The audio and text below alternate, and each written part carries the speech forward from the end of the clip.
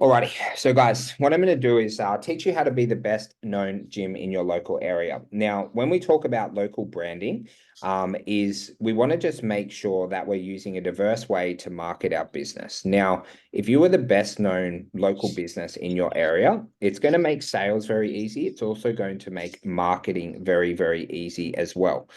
Okay, now the first thing that we have to think about though, and we'll use the chat, is who is your biggest competitor? Okay, so out there you've got, 24/7 gyms like Anytime, and I want you guys to let me know in the chat who you think your biggest competitor is. Your Anytime, Snap Fitness, maybe businesses like F45, you can say franchises, maybe it's the standalone competitors. So in the chat, guys, I just want a couple of people to let me know who do you think your biggest competitor is right now?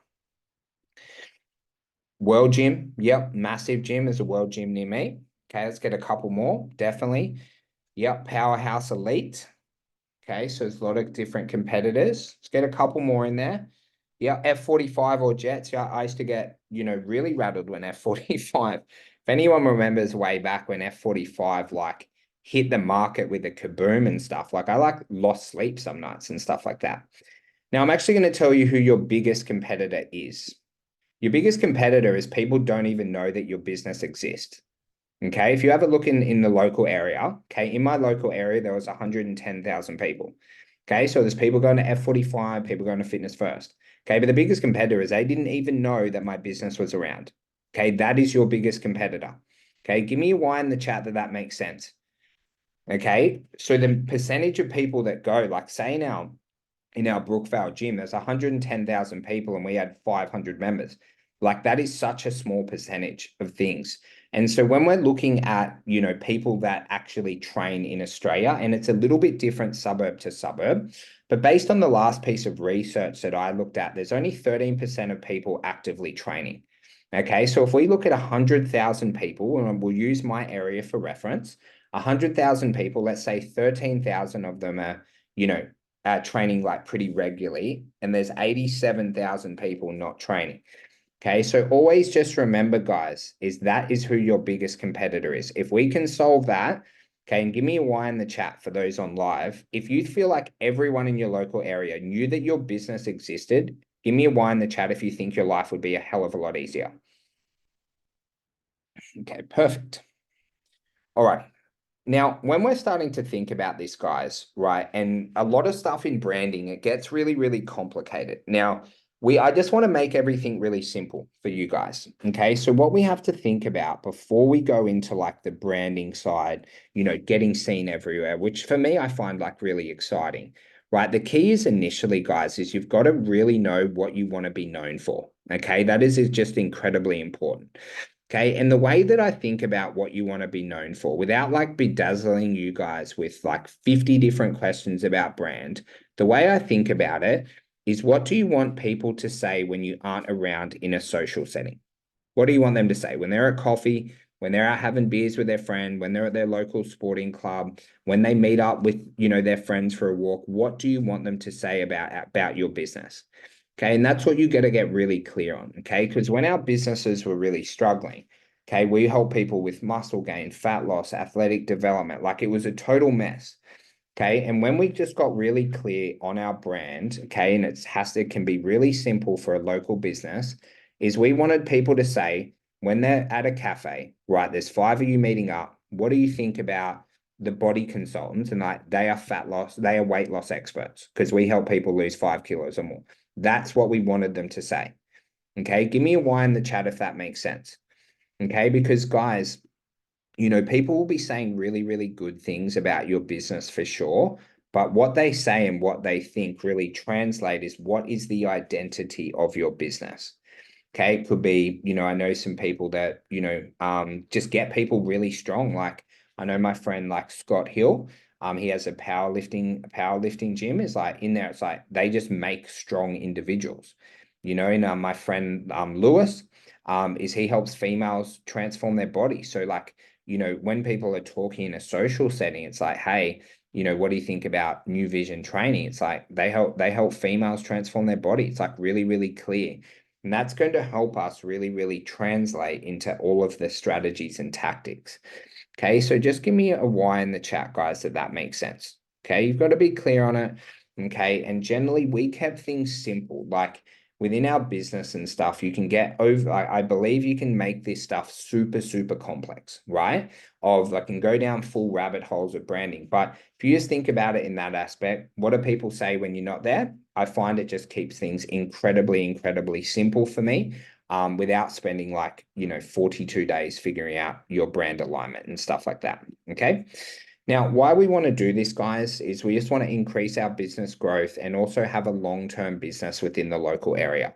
Okay, so a business that is very sustainable, a business that is a pillar in the community that is very active, okay, will obviously have a consistent flow of leads in many different areas, okay, where you're going to see your business grow, but also, okay, you want to be a valued part of the community. So one of the things that we used to always like think about, and it was a question that we asked, was if our business left the local area, say if we shut down, how many people would actually care? Is it just my clients? Or is it the 3 local footy clubs, AFL clubs that we sponsor? They would care because we've coached them, for 5 years. Would it be the, local schools who we, ran trainings for and things like that? And so the more that you get out in the community, right? Would it be the charities that were sponsored every year for 6 years? Would they care? Right? Because they would if your business shuts down, right?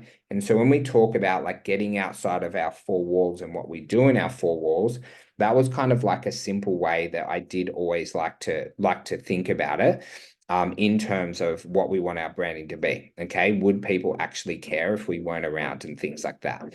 Okay, as we know, guys, in this, like people do move on in time, so it's not like people will care forever. But just initially, okay, if we do this right, people will really, really care about your business. Okay, so if we talk about becoming the best known business gym in the area, okay, or boot camp, there's a couple of things that worked really, really well for me. Now, how this all kind of came about is as we started to scale to like 3 clubs and things like that, that were all within like the local area, is our lead cost started to get like exponentially higher. So then we realized is we've got to go to all these other strategies to get the edge. Okay. And this is something that I can promise you guys. A lot of this stuff that I present to you, no other gym in the area is doing. I guarantee that. Okay, give me a Y in the chat if you understand what I'm saying. They are not fucking doing it. Now, in life, if I'm competing against Katie, right, the way that I think about business is me and Katie are in competition. Business is a competition, right? The biggest and the baddest wins, whether you like it or not, right? It doesn't have to be ruthless competition, but it is. Okay, and if I'm willing to do stuff that Katie isn't, that's going to give me the competitive edge, and eventually I'm going to crush her. That's how this works. Okay, so if right, you're willing to do stuff that other people don't, right? You become like a gym that is like intimidates other gyms because they're just like, holy crap, Katie's gym just gets so much done. I saw them like everywhere, right? I can't get away from them. They're just constantly surrounding me. Okay, and that really, really helps, guys. It does really, really help. And when I say competitive, guys, it's not like super ruthless. I'm not going to do anything to undercut. Okay, but in my opinion, business is really, really competitive. It's why I really like it because it reminds me a lot of sport. Okay, now obviously the first one, I'm not going to go into this too much, but just in terms of being well known, guys, obviously your paid ads because you get massive reach. Okay, within your paid ads, depending on area to area, if you look at your cost of impressions, like your cost per 1,000 views, okay, it is quite cheap. Okay, so you can start to get a lot of people to be able to see your business based on paid ads. Okay, another thing that kind of works like reasonably well in a few accounts as well is in a lot of ads that we use for, gyms, also as well, like boot camps and things like that. A lot of the stuff that we do is like direct call to action. Okay. So say, for example, it'll be like about like a 6-week challenge or an 8-week challenge or like a 28-day challenge and things like that. Okay. Just give me a Y in the chat that kind of makes sense. Okay, but also as well, when we're thinking about, our brand a little bit, we want to show like a little bit of behind the scenes stuff. Okay, so what we do is I'll just show you an account in here because I just want to show you guys a little bit of data so you have understanding. Okay, so if we look at this 28-day challenge in here, one of the things that I'm always looking about is seeing there that CPM number, okay, in there, right? That means it's the cost per 1,000 impressions. Okay, so in there in this account right now, it's costing $13 for 1,000 people to just view the ad. Okay. And so that's where, if you imagine if someone's spending, let's say $100 a day on this, they might be getting like, anywhere from 4 to 8,000 people see the business every single day. Okay. Just give me a Y in the chat that makes sense. So that's how kind of the ads work. Now, there's a few other dynamics of ads. Okay. But then also as well, okay, if we have a look in here, I'll just bring up one thing for you guys. Okay, now if we go in here into this campaign that you guys can see called brand dominance, okay, and it might be a little bit small, I apologize. Okay, so this is over the last 30 days. Okay, so in this account, we're not spending much money on it, but this is a business that wants to be known in the local area. If you have a look in there, we've spent $90 over the last 30 days. 4,000 people have watched the video, 25% of the way. 3,000 people, right, have watched it, 50%, 2,900 for 75%, and we've got 2,609 people who have watched that video 95% of the way. Okay, so if we look at that, that really adds up. You're spending $90 a month. And what are things that I say to a lot of people is, give me Y in the chat if you love coffee. I used to like smash coffee when I used to do my morning sessions and stuff. Loved it. It was like bang, finish the sessions, morning huddle, go get a coffee. Now, with this is one, if you have the extra money, you can do it. You're only spending about $3 a day. Okay. Or option two, right? If we're thinking about what's more important, is it my business brand or is it coffee? Right. And if it's business brand, you cut the coffee out of your life, right? You have like coffee that you just like put in from the tub, whatever costs like 30 cents, and then you go and build your brand. And that's where we always have these little decisions in life. Like you might even like cut subscriptions and stuff if it is really, really important for you. Okay, so that's the first one. Okay, the next one, guys, that worked really, really well is internal and external signage. Okay, I know a lot of you guys will have this, but I want to mainly talk about the external stuff. Okay, so internal is where you have like signage around your, facility in the space that you are like leasing and things like that. Okay, so a lot of people obviously have this. Just give me a Y if you already have it. Now, on the external stuff that worked really, really well for us, what we would look is for mass gatherings of people where there's a lot of people spending time together. So for us, we had our signage at the local AFL club. On a Saturday, there would be anywhere from 100 to 500 people come through that. Also at the junior AFL club, also at a rugby league club, also as well. We had this thing like it's you guys have it in your area, like futsal five-a-side, is we had signages on the fences. When I went is I'm a big tennis player. Give me a T in the chat if anyone plays tennis. I used to love tennis. And I still do love tennis. I just don't play as much. So when I was playing tennis, I was going down the tennis club. Okay, at any like one night, a couple of hundred people go through the tennis, right? Is then I talked to them and I got signage about our gym on the tennis courts, right? So then you can just start to be seen everywhere because this stuff like starts to really add up. Okay, then if we move to the next one, guys, okay, we're looking at apparel from both staff and clients. Okay, one of the things that worked really well for me is I wanted to be the biggest brand ambassador for my company, right? I had everything customized. I had like shirts like this that had our logo. I had jumpers. I had like professional shirts, like we used to get like Under Armour ones with logo. I had singlets. I had training singlets. Where my only goal was, unless I was going out for a dinner with my missus or somewhere I couldn't, I was wearing Code 5 stuff. I was wearing it every single time, right? Because that adds up. Like, just have a think about how many people you walk past at tennis, Code 5 singlet, absolutely everywhere I could. So I had a lot more apparel than we gave our clients. And also, as well, would communicate this with our staff. Like, you can't make your staff do anything. But I'd be like, look, junior man, like you go into the mall, would really love if like you wear your Code 5 hoodie and would really like try to make them incredibly proud of the uniform and the business that they worked at. Because the more that they did that, right, external when they're wearing their Code 5 stuff at footy or soccer, or when they're just walking around, when they're at the beach with their beach towel, is more people just see the brand. Okay. Because remember, our biggest competitor, people don't even know that you exist. Okay, but then also as well, we had considerable investment into making sure that all of our clients had apparel. So we had singlets that we gave to everyone when we started. We also really focused on being on singlets of like local sporting clubs and local affiliations that we are with.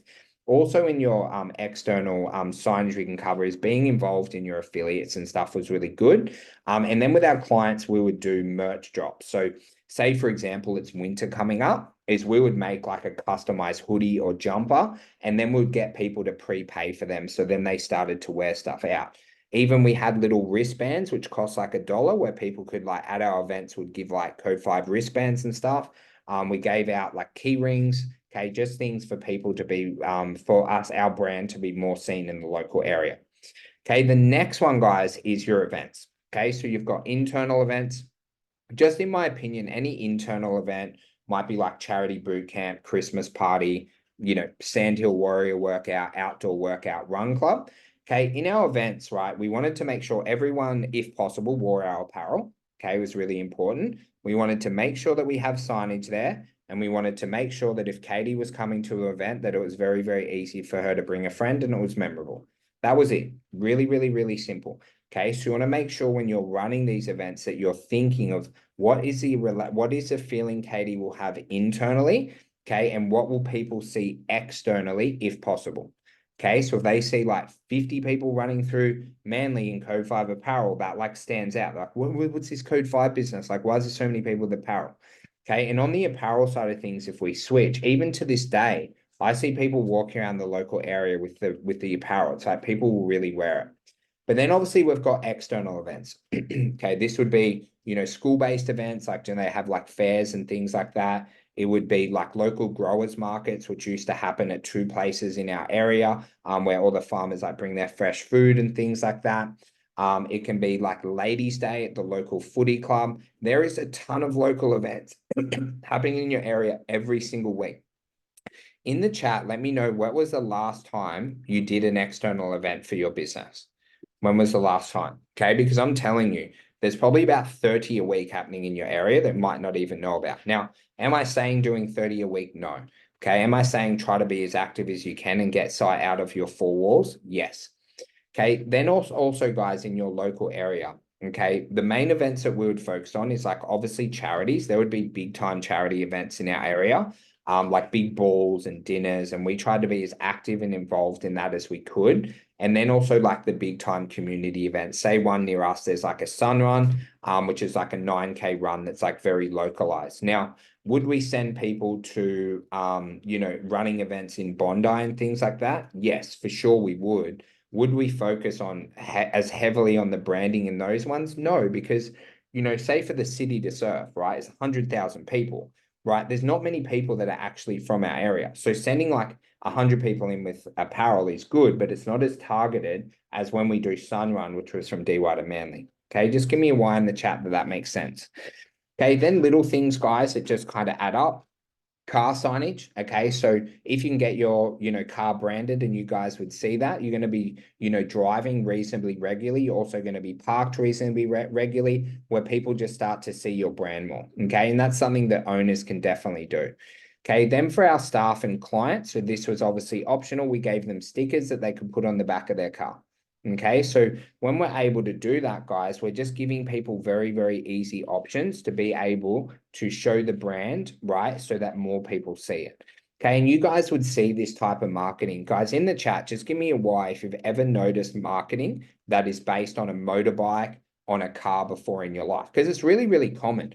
I know there's companies in Sydney that pay you to brand up your car for other businesses and things like that, depending how many kilometers you drive per week. And this is just kind of basic stuff that you do have. You can get it wrapped, taken off nice and easy. Your paint doesn't get like totally ruined. Okay, so I'm just going to pause. Okay. Next one, guys, Google reviews. Hopefully I don't have to cover on this too much, but the big thing on your Google reviews, if you've got one gym, and you can let me know in the chat, you got one gym with 10 Google reviews, you got another gym with 300. Okay, which one is more trusted in the area based off if someone just searches you from Google? If you think it's a gym with 10, write 10. If you think it's a gym with 300, write 300. Okay, and that's where we want to have a strategy, okay? Because the exact data, if someone sees your ad, is thinking about joining for a referral, they do search you on Google, okay? And they do want to look at it. And that's where you want to have like a nice simplistic strategy, okay, using ACR or just actively asking people to get your Google reviews a little bit higher every week. Even if you just grow by 1 a week, guys, over like 5 years, it doesn't seem like much. You have well over 250 Google reviews. Okay, then we've got our social media organic reach. Okay, and this is where we have to be really, really careful. Okay, when you post a reel, okay, on off a gym account, it actually doesn't matter about your reach as much as what you think. Okay, so if I post a reel, for my gym in Manly, if I get 10,000 views on that, okay, but 9,900 in America, Singapore, Perth, Melbourne, okay, is that actually useful for a local bricks and mortar gym? Give me a yes or no in the chat. Okay, because it's totally useless unless we have an online program. Okay, so what you want to get in the habit of is what you've got to be careful, guys, when we own a gym, is you being coached by someone who runs an online business and you taking that as reality for your gym. Okay, because in an online business, and you might have heard it's like, hey, I do like 10 reels a week, and this is my reach, and this is my data, and this is why you should post more content. Just give me a Y in the chat if you've ever heard that. Okay, where in a gym, guys, is yes, you should be posting content. No doubt, right? We should be posting content, but we're more looking for like really targeted views within a 5 to 10K radius because people usually only travel like 15 minutes to come to our facility, right? And so that's where when I'm coaching people at a, base level, is what I'm really looking for with them is go, cool, can we post less content that is more valuable? And instead of just posting like 10 reels a week, why don't we post three and just put $3 to $5 behind them within the radius of our business so the right people are seeing them and it's adding value. Okay. And when you can start to do that, guys, you don't have to run your local business like an online business. And that's what we have to like be really, really clear in our messaging to you guys because it's so easy to get confused. And most of the people teaching you this stuff actually run an online business, not a gym. Okay. Right. And the next one, guys, local newspapers are really, really good as well. So in local newspapers, if you can start to connect with your local newspaper, obviously being mainly not as much print media as more like maybe on mainly online. Okay, but you're able to be really well known. Like if you have charity events, if you have things, and you've got to build this relationship, but you can get a lot of eyeballs on your business. You can even run, paid advertising in your local paper just to be super transparent. I've never done it. If you do it and lose heaps of money, please don't blame me. But obviously you can do that as well. And we'll ask about it a lot. Okay, another big one, local business collaborations. Okay, you've got your gym, you've also got cafes in the local area. How can we collaborate together? Right? Can we get the cafes branding on our notice board in the gym? Right? Can we get them on our website? Can we get them in our newsletter on a byproduct, can you imagine having your gym's branding on every coffee cup that they give out and they push out 300 coffees a day? Is that worth like swinging them like 5 cents for a coffee cup to do? In my opinion, it's probably beneficial, right? Okay, you always want to work within your budgets. Okay, local physios, local chiros. Okay, you're able in a business, sense. And I could be wrong with this, but I remember studying one day about Jewish communities. And one of the things in Jewish communities that I really like is they all support each other's business. Okay, so we'll go buy from each other and things like that. And I could be wrong, but that's the way that I believed I read the training. And so when we look at a local business, right, if you're a local business owner, okay, it is tough to run a local business. Give me a why if you've ever had really tough times and you find it super challenging, because I did. I found it really tough. It was really, really tough. Okay, so if you do it tough locally, right, other businesses in the local area, right, are also having times where it's tough. So our opinion is like, why don't we just all support each other? Okay, that's why I would go to the local screen printer and not the big company, right? And that's why I would go to the local butcher, create a collaboration, make sure we buy our meat there, right? And we'll try and keep as many things as we can locally so we all supported each other. Okay. Also, as well, finally, guys, a really big one that a lot of members do really well with is your local community groups. Okay. In your community groups, could be like buy, swap, sell groups, we have ones like Northern Beaches Buy, Swap, Sell, Manly Living, those kind of Facebook and social media groups with an absolute ton of members. For those on live, just give me a Y in the chat if you have a few of those in your area.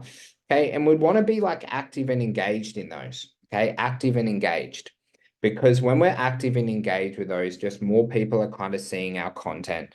And then finally, guys, the one that I don't want to like leave you guys with not covering is a thing that worked really well for us is we obviously marketed like a fair bit organically on Facebook. So Say if I have my brand code 5, this would be organic on my Jimmy Pom account. And it really did help to be able to grow our audience by adding friends from those groups, connecting with people in the area, where we eventually grew to have 5,000 like local friends. Now, the good news about that, it's kind of free, right? It's a free way to market. You can message people, you can create really good content. And that just really adds up over time. You grow by like 10 friends a week, that's 500 a year. You do that over, a few years, you can get 5,000 friends pretty easy. And another one that finally I want to leave, but I didn't put it on the slides, it was just beneficial, is BNI. So in a lot of areas, there'll be business networking groups and things like that. It was really good to be seen and be able to connect with like other business owners and be able to get, those business collaborations and things like that as well. So just to wrap everything up today, guys, that's pretty much everything. There's a lot of stuff to implement, okay? And when you're finishing this, guys, okay, I hope this has like really served your business. But the big thing you're thinking about is I don't want you to get overwhelmed from this training. I just want you to get a couple of ideas, right? Is on there, I shared about 10 ideas, probably riffed a bit, and maybe you got 12 or 13. Okay, in my opinion, if you just focus on one, do that really well. Okay, whatever that one is, it's all beneficial. Get that done, get that into a system, and then move on to the next one. Where a lot of people get overwhelmed and confused, including myself in this stuff, I go try to implement all 10 to 13. I do that over a week. Then I realize, like, how am I going to piece this all together? Okay, is then you start to get overwhelmed, you get confused, you don't follow through. Okay, once you start to do this, guys, you implement one, you systemize it, you add it to your marketing plan, and then you just repeat really, really consistently. And thank you for watching my presentation today.